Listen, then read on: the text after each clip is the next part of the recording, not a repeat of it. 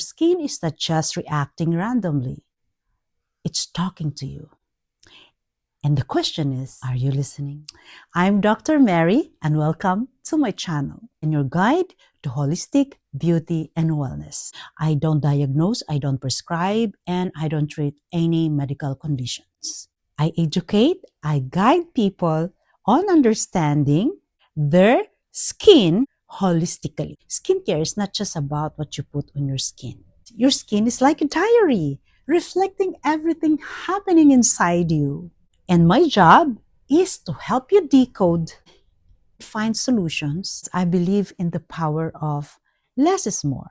So if you're ready to decode and understand what your skin tells you, subscribe and let me help you decode it. See you in the next video.